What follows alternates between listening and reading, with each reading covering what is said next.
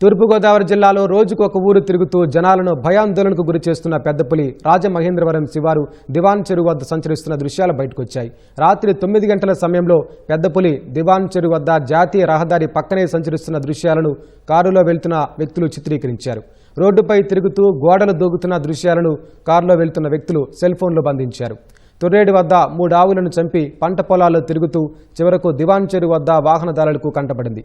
అది ఏ గ్రామాల వైపు వెళ్తుందో, ఎవరిని ఏం చేస్తుందో అనే భయం స్థానికులను వెంటాడుతోంది. ఈ ప్రాంతంలో ప్రజలంతా అప్రమత్తంగా ఉండాలని అధికారులు హెచ్చరిస్తున్నారు.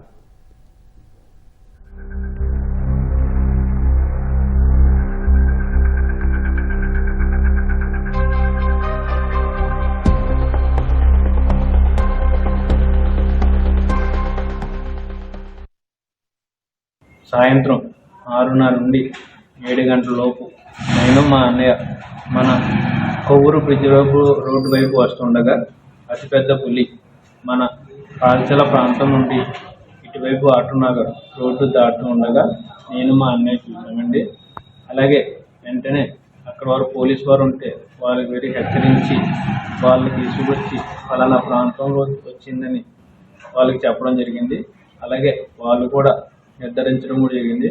మన SVBC function hall back side ఎవరైనా కానీ ఉంటే కనుక, అలాగే NH5 రోడ్డు మీదుగా కూడా మన దివాన్ చెరువు ప్రాంతం వారు ఎవరైనా కానీ జాగ్రత్తగా ఉండండి.